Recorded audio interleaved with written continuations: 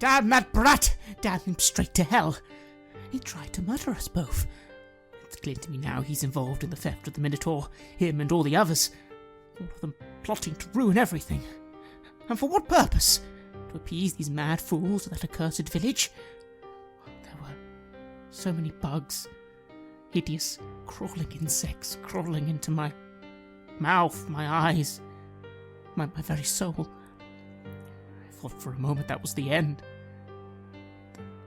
It wasn't. The Shining King continues to call to me, calling at the back of my mind, but I will refuse him. I don't know what I want anymore, really. I only know that the relic can't be left in their hands. It must be taken back.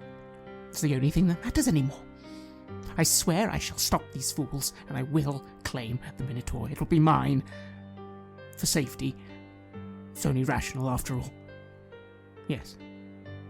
Only rational, after all. This is Red Moon Role-Playing. The capital of Norway used to be called Christiania. Now it's Oslo. Over the last 70 years, the city has grown rapidly by an influx of people from the countryside. From just around 40,000 in the mid-1800s to 260,000 in 1926. Most of the city's central buildings are built in stone and are quite imposing. The city was actually planned around the parade street of Karl Johan, which connects the royal palace with the old town. And as the city has expanded, it has been divided into an eastern and western half. To the east, the working class families, and in the west, the well-off. The two of you are in Kulmbacher Hof, and it's early evening on Monday, August the 30th. Kulmbacher Hof is a restaurant known for good beer and hearty food. It's located near the National Theatre, next to a small park with tall trees. The restaurant is on the ground floor in a 5-story white stone house with large arched windows, and it's furnished with small wooden tables and chairs. The clientele seems to be mainly working class, but you do spot some businessmen in suits as well. You have been served raspeballer and pinnekjøtt, the local specialty. Very basic, but quite tasty. Across from you, on the other side of the table, is Fredrik Holmström, with the Police Bureau, Sweden's national security agency at this time. He was the man in the doorway at Bratz, the one who saved your life. You were barely alive, and while most of them are starting to heal now, you still have scars left from the innumerable large insect bites that you got. They itch sometimes and have, if possible, made it even harder to sleep. Holmström was at Bratz because he was investigating the murder of Ilya Chernov, the OGPU agent from the Soviet embassy. The OGPU was the Soviet secret police, which would later be absorbed by the NKVD. The murder, strangely enough, seems to have been carried out by Popov, and in self-defense too, with Chernov being the assailant, and his accomplices being the ones who drove off. You have learned that Popov, Colonel Popov, was part of the last pocket of fighters opposing the Reds in the Civil War in Russia. The pocket was in Murmansk on the Kola Peninsula. That's where he met Major Bratt, who fought with him, having volunteered to fight in Russia after the Civil War in Finland. They were evacuated from there together with a large number of foreign fighters that had come to help the White Army. The ship that evacuated them, the Samson, took them here, to Oslo. Since then, Popov has been running an organization called the White Star, which is made up of monarchists who oppose the Reds, funding resistance movements across the Soviet Union and various free corps around Europe. One funded in Sweden, for example, has fascist connections and is well connected with members of law enforcement. Holmström, you understand, wants to find Popov, but most importantly, he wants to find Major Bratt. He speaks. I have no jurisdiction here, as you can probably understand. Should the Norwegian law enforcement, for whatever reason, arrest me, well, it would cause quite an embarrassment for His Majesty and our government. I could potentially be treated as a spy of sorts. You may remember that it's only 20 years ago since we almost went to war. Many people here don't remember the union between our countries particularly favorably, and really doesn't like their big brother meddling in their internal affairs. They would love nothing more than to make an example of me. Which is why I'm so happy that you have volunteered for this. What he means is, of course, that both of you have personal reasons for wanting to find Brat and Popov, and you cannot be connected to the state in any way. Whatever happens, they have plausible deniability, and you both realize that you are eminently expendable. Now, what do we see you wearing, Ljung? And what are your personal reasons for wanting to find Brat and Popov? I wipe my mouth on a nice napkin, and I'm sitting there with a suit, brown and green in colors. I usually prefer a bit more dark, not too humble colors, I would say. I prefer more humble colors. And I have a little bow tie matching that. And as I put down the napkin, I look down at my hands. Marks of the bites everywhere. Now, of course, Rangel did a great wrong when he attacked the woman I love, Anna, who made it out, luckily. I was very worried after I found myself coming back to consciousness at the hospital.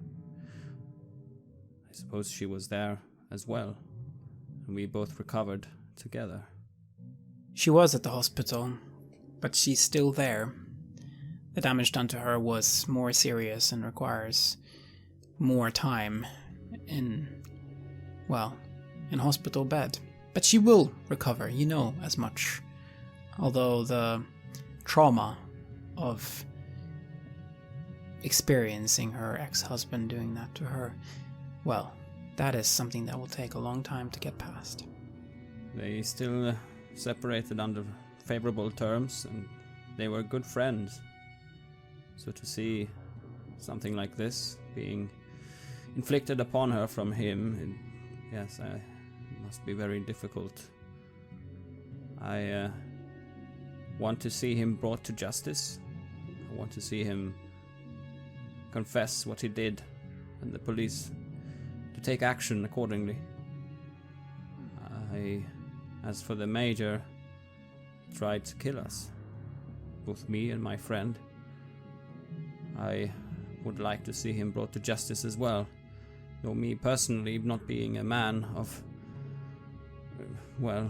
violence, I am hoping that perhaps through this fortunate intervention of the Swedish National Security Police, perhaps if they are on our side, we can somehow get to him, even him being a prominent military figure. Those are some of the reasons that you have. But there's more. You have discovered things in that book, the book that you found down in the basement of Dr. Mild, the Unterseekulten book. What did you find in that one? I found the experiences of a Graf Hagberg. He claims to have encountered cults that worship the powers of the deep. I'm not sure how this is associated with the Minotaur or the king, what was it called again? I heard my friend Crane say something on that day when we were locked into the basement. And I remember the prince, Eugen, how something happened to him when he grabbed the Minotaur. Somehow the powers of the deep, there is some sort of connection. And with what Ellie saw, her dreams and everything, I found a connection there as well. The last chapters of the book describes how Hagberg in his dreams sought out the children of what he called the Deep Ones in the Sea of Dreams.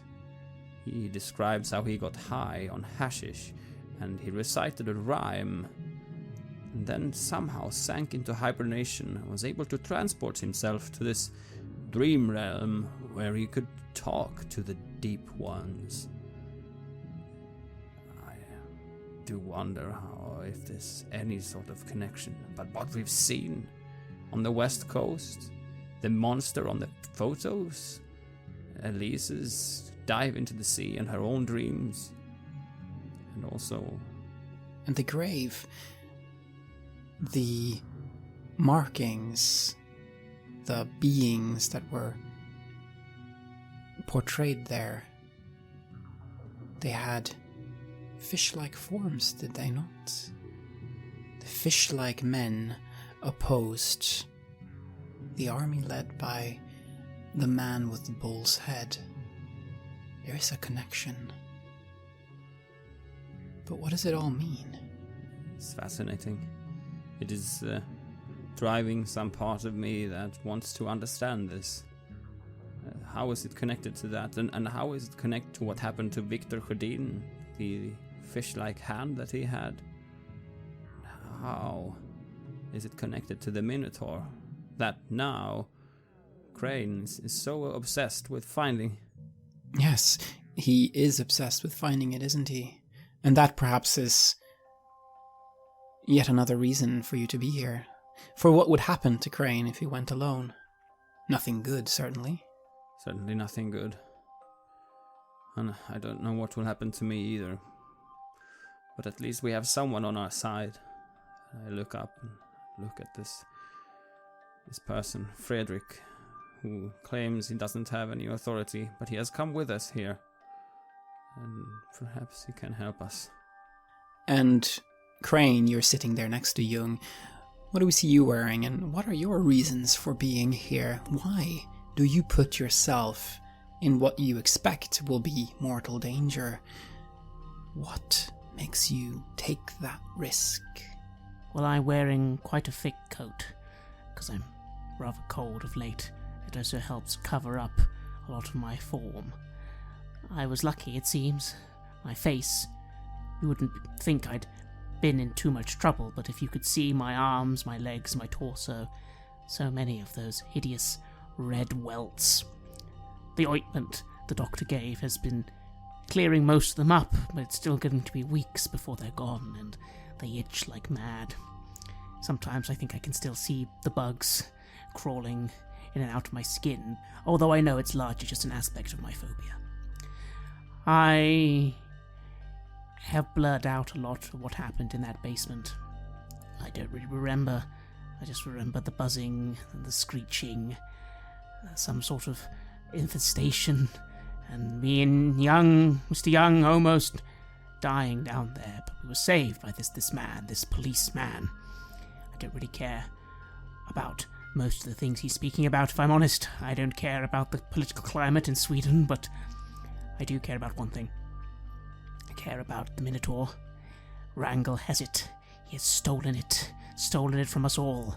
It needs to be mine, so I can take it safely back to London. Keep it safe where it belongs. That's what Professor Siderblom would have wanted, of course. No, I will get that Minotaur, and I will help Mr. Young bring these fiends to justice. They are, after all, criminals. They have assaulted his dear lady friend, and Major Bratt tried to murder me. Cold-blooded murder, and I refuse to let that stand. I can't. I will find him. I will help this policeman arrest them, and then I will claim my property, and we can all leave this behind. Holmström speaks again. Popov and Brat have not been seen, but I have some news for you. I have been able to locate Dr. Wrangel. It seems he is being kept at Popov's home by Popov's wife Emma and the staff there. It seems as if he's not there entirely by his own free will. It doesn't seem like they trust him. He's been given time outside for an hour every day in their garden. There's only one guard and a member of the household watching him when that happens. Perhaps you could help grab the good doctor and find out what he knows.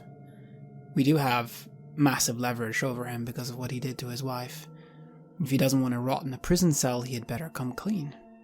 If he's useful to us, well, it doesn't have to end too badly for him. That is ex-wife, I say, as I lean forward and clasp my hands. Oh, of course. His ex-wife, yes. He pushes over a card to the both of you. You can call me on this number if you need something. And he also hands over a cloth package. And you can hear that there's something heavy and metallic in it. Oslo is a peaceful city, so, well, don't go crazy. But I would be sad if you died. Popov, you have also been told, lives on Madserud Allé 26. It's a rather exclusive residential town. You think we can somehow access this place where he is kept and get him out without causing a... Well, how do we get to him? You might try some form of distraction, perhaps. Or you just go up and get him. They wouldn't expect that to happen. They don't know you. Wrangel is just... Last I saw him, he was just sitting out there in the garden with these two people looking at him. He might even want to come with you. Perhaps, Mr. Young, you can knock on the door, as we've done before, but this time I'll go round the back. Maybe if I hop a fence, I reach for the package, which I'm pretty sure I know what it is, and just open it and just have a little look inside. Discreetly, of course. It is a 1911 pistol. Colt. Very reliable. Yes, I'm familiar with the model, though I haven't shot one for a few years. Still, I look to Mr. Young. Yes, as I thought. I'll go round the back, Mr. Young. I'll convince Wrangel to come with us to our car. And then we drive off, and we have a talk. Very good. I suppose it's as good a plan as any. As long as we're both seen out in the open, they shouldn't do anything too drastic. I suggest you head over there and see what the situation is. You should be going out in just about an hour from now. If they follow the same schedule every day, which I expect that they will. Very good. All right then. Mr. Holmström, how about we take our leave, George? Yes, that sounds good to me, and I smile, although lately my smile always seems a little forced, compared to how it used to be, anyway. And you leave Holmström sitting there in Kulmbacherhof, enjoying his raspeballer and pinnekött, as you begin heading for Madseruds Allé. And it is a rather, well, exclusive area. There's a lot of ostentatious villas here. The address is pointing to a white house with red roof tiles. It's a short distance from the main road with a well-kept garden with apple trees in front. There's a white garage to the right of the entrance and a gravel road that leads up to the villa. The windows are in Jugendstil and they look out towards the garden. You see Wrangel sitting by a garden table, speaking to a middle-aged woman dressed in black. There's a guard. You think he must be a guard. He certainly looks that way. Although he's only wearing civilian clothes, but there's something about the way he's keeping an eye out that gives it away. He's smoking right now. There are here trees and bushes that could allow you to make a stealthy approach if you wanted to get close. You could also, of course, approach directly. Wrangel knows who you are, but the staff wouldn't know. So, this is what you see here. The garden is in front of the house, it seems, and that is where Wrangel and the staff and the guard is currently. What do you do? I take a moment to adjust the wide-brimmed hat I'm wearing. I haven't worn it much so far, but it does make one a little less recognizable. And I like the hat. It's one of those hats currently stylish in America during this period. I lower it slightly as I adjust my coat. Armed with the Colt, I look to Mr. Young. Well, old man, I say you go up to the front door, knock, make up whatever nonsense you want. Some of them will move to greet you. I'll then come round from the side and, well, see if I can clear the bushes and convince Wrangel to come with us. It sounds like a good plan, I say, and idly scratch my hands. My whole skin feels tight, where I've been bitten. It's all itching. Yes, a good plan. You look very capable. I start moving away and around. Let us now roll for this approach that you will do. And you can perhaps just describe exactly what you're doing before you make your roll and which skill that you would like to use for this. I am going to go around to knock on the door. I'm going to perhaps I think to myself that perhaps I can try and give someone some money to go and help me with something. I think I'll need I'll ask. I'll say that I saw that there was a in case it's not the strong man or the guard that comes to open the door. I'll ask whoever opens it if that strong person can come and help me, perhaps, because I seem to have a problem with my car. It's just around the block from where I saw this person. And I'll try and give them some money to come and help me. So give me a roll on your credit rating and let's see if they think you're worth the time. Alright, I roll 73 over 60. So maybe I can use some luck points here. I think you might want to do that, yes. So I'll reduce it by 13. And let's see, so that brings it down to 41 from 54. Mm-hmm. And that should make it an even roll than 60. Yes, that does make it a success. So the person who opens the door is one of the staff here. It is not the guard, though. It is one of the maids. And can you tell me what you tell her? She looks to you a bit surprised. Oh, sir, yes, how may I help you? Yes, it seems to have a problem with my car. It's just around the block from here, and I need a strong set of arms. And I couldn't help but seeing that in the garden there is a man who looks very capable. I was just going to ask if I could contract his services just for a few minutes or so. And I flash her some money.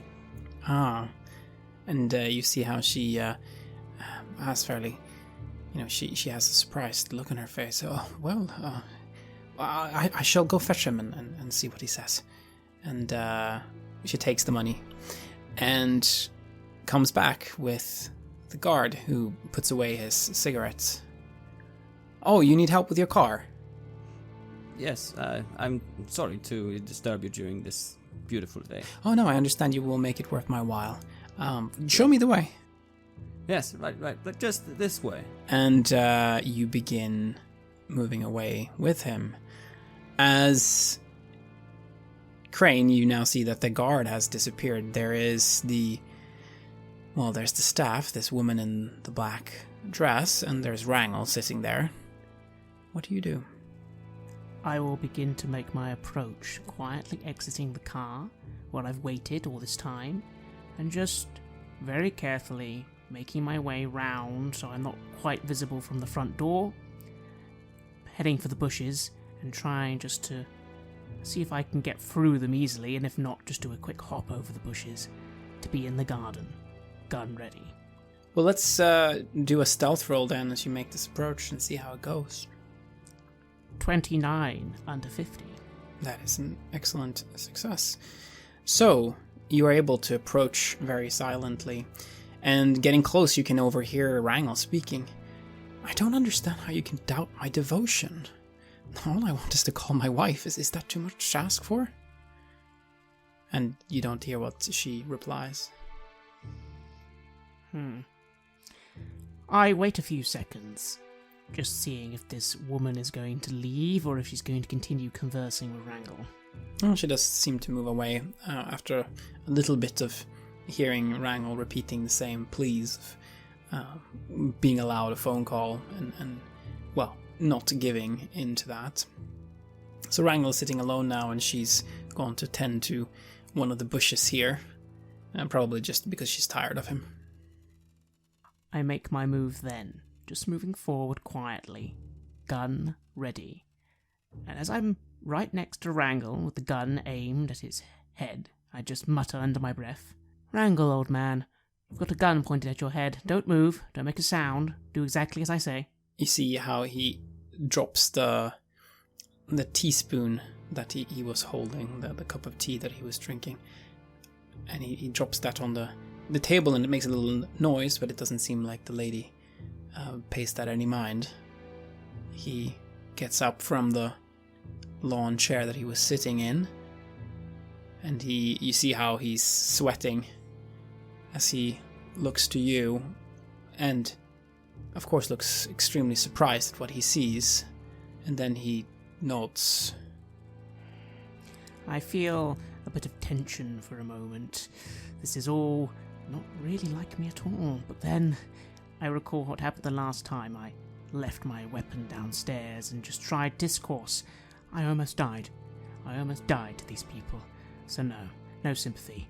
I steal that away as I say, "Right, we're going to go over the bushes, and you're going to follow me to my car. If you try and run, I will shoot." Now then, you will need to do a stealth here to be able to do this, and I would like you to do a hard success here to be able to do it without the lady noticing, because you have spoken, and Wrangel is certainly not as stealthy as you are. That is a 66 over 25. Alright. Then you see how she turns around. Rutger, where are you going? And you see how she begins trying to get the attention of the people in the house. What do you do? I frown. I say to Wrangel quickly, "Run!" And I kind of push him forward. And he does as you say. Where do you go? I aim to quickly get back over the bushes and head back to the car as quickly as possible. You do just that. Now we go back to Ljung. Ljung, where have you taken this man, and how are you going to explain to him that there's no car? I'm going to walk and take him in another direction, and I'm going to just keep walking, and if he asks, I'm going to say it's just a little bit more, and after a while I'm going to pretend that I don't know him or what he's doing there, and I'm going to play some kind of senile or old disturbed man. Well, let's give it a try then on persuade. The way that you describe this makes it sound as if you are basically trying to pretend that you don't know what you were doing to begin with, and that made sense. But can you roll for it then? Let's do it. I roll 75 over 20. I start walking, and I'm trying to be convincing in my way of that it's right this way, and I'll probably look as if I'm not very convincing when I'm saying that it's actually this way. This is how difficult it is for me to make a lie of any kind. If I see him hesitate, I'll try to flash some more money at him. All right. So what's going to happen then is that he stops you and gets up right in your face. Hey, old man, you said you would pay me. There's no car here. Now you've wasted a lot of my valuable time. I have a job to do, you know? Hey, yeah, I think you had better make this really worth my while, huh? And he has his arm on your shoulder, and he's kind of motioning for you to pay up. At this point, I'm getting quite scared. He's a big man. Yes, and even though we're in a public space, I don't really dare take the risk of... I mean, the rest will just fail if I don't succeed at this point, so I sweat a bit and I stumble. Yes, of course. And I start bringing out my wallet. And he takes the wallet and takes the bills out of your wallet, and then he gives it back to you. There, that was worth my while. Now, don't come back. And he starts walking back and leaves you standing there without any money in your wallet. You have just been robbed. I just nervously put the wallet away and wiped the sweat of my forehead with a napkin. Oh, I hope Crane is more successful than I am. Crane, you have made it back to the car. You hear that there's people coming. What do? I quickly open the door, tell Wrangle, get in! He does as you say. And then I look around. Where is Ljung? You don't see Ljung here, but you better get out of here. They're going to catch up with you very soon. Yes, I quickly dive into the driver's seat and begin backing the car out of the drive. Again, I'm trying to look for Ljung as I honk the horn quite loudly, but I'm also trying to make sure we're in the car and moving before these house servants reach the vehicle. I think to myself, normally this of course would be the point where they call the police, but surely they're not going to. These people don't want the police involved.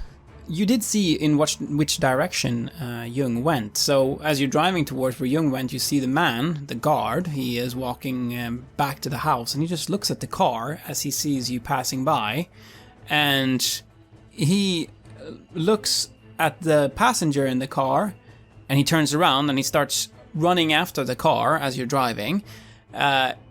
He is not too far behind now, but you do see Ljung up there. Yeah, he's right there. I pull the brakes on the car. After all, I'm not that good at driving. There's no point trying to outmaneuver this man. I just honk the horn, stop the car, roll down the window, and just yell at this man, "If you don't want to be shot, I'd stop." And I point the gun at him. And you point the gun at the man who is following you, and you see how he was going for his own gun, and he just starts backing away. Hey, just go. I intend to.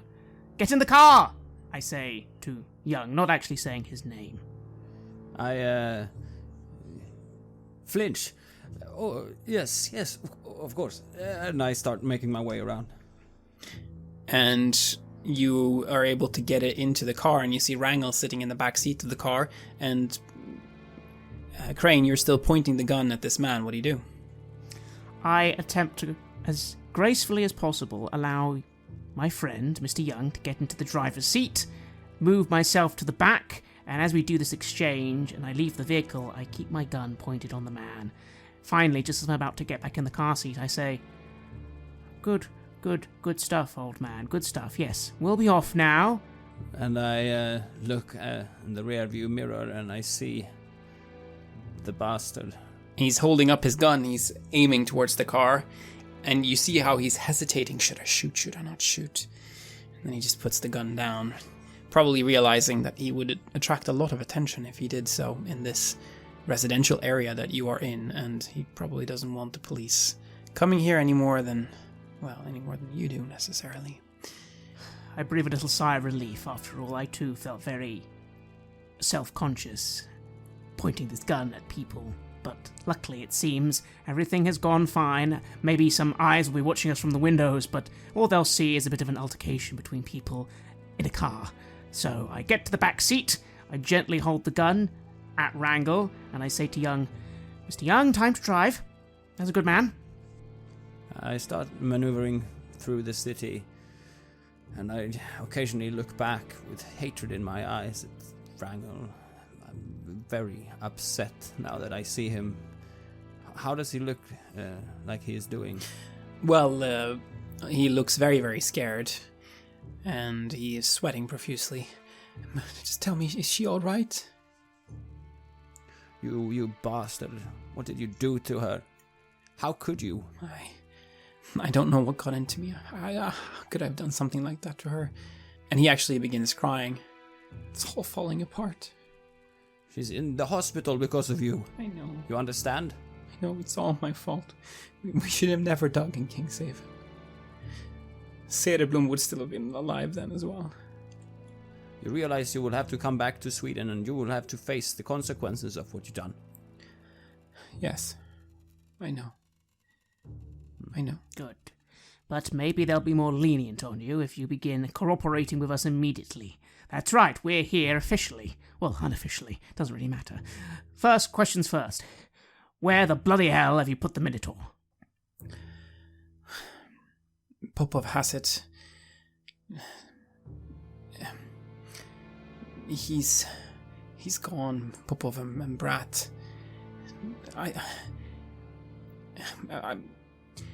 They're trying to find the king.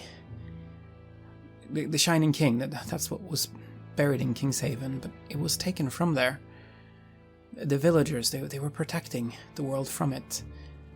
They're enemies of the king and not...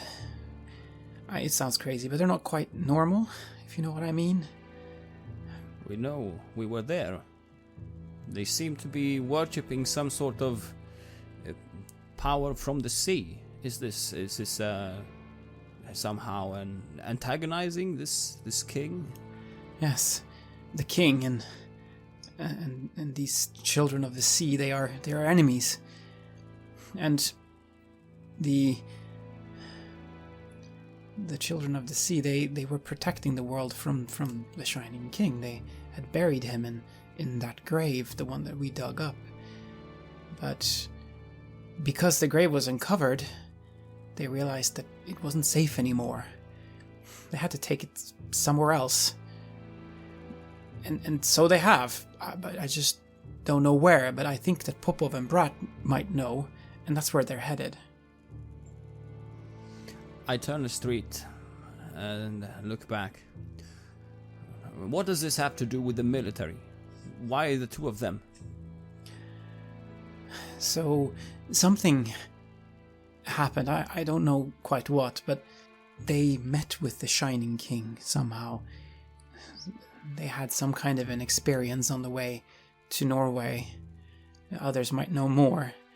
But they began worshipping the Shining King. Popov now leads a cult that worships it. There's hundreds of them here in Oslo.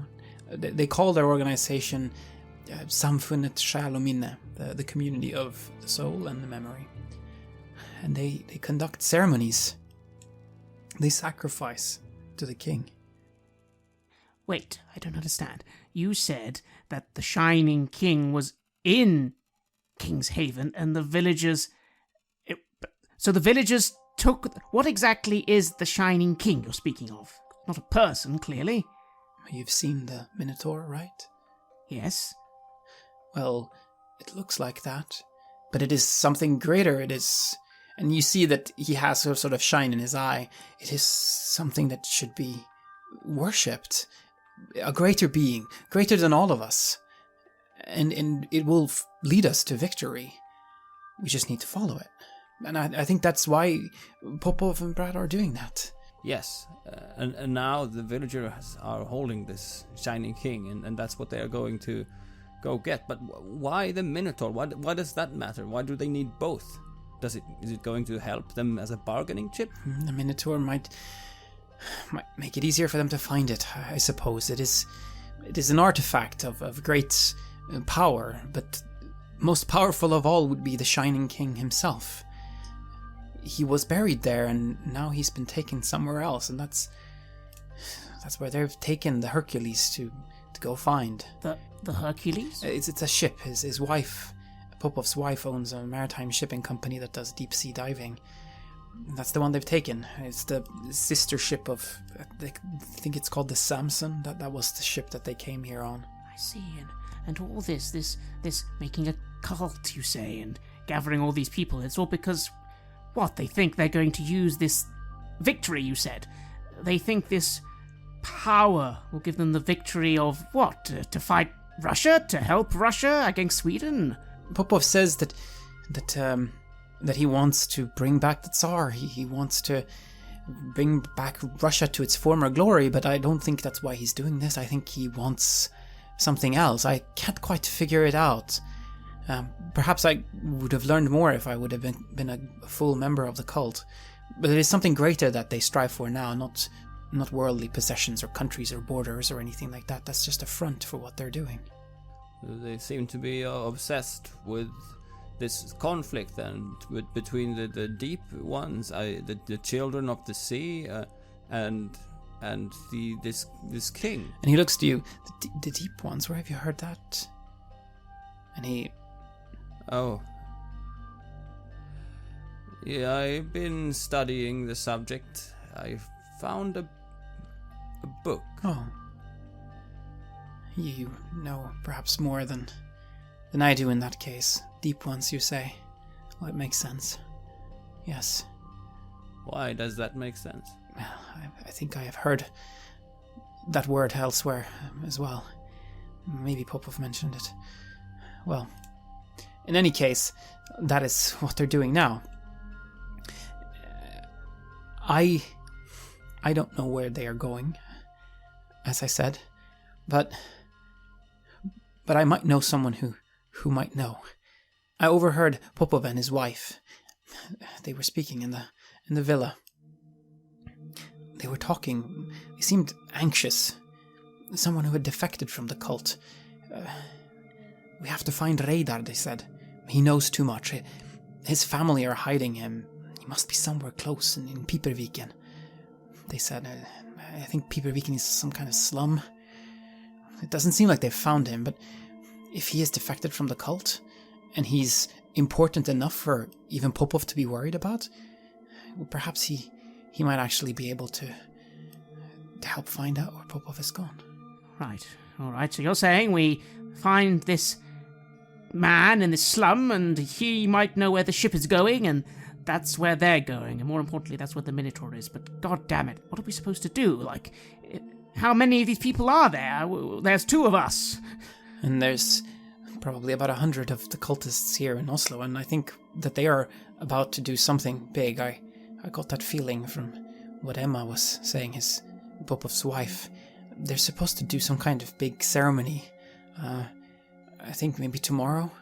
I don't know where though. They have a temple somewhere. I think they're gonna sacrifice people. That's why I couldn't sign up for this. I love the Shining King as much as, the next man, but I'm not gonna sacrifice human beings. That's not me. So this person would then help us find where this meeting is, and perhaps if we find some contacts within the police or so, we could stop this. You might be able to do that. You might be able to save some lives, and we could still find the Minotaur. We could still please the king.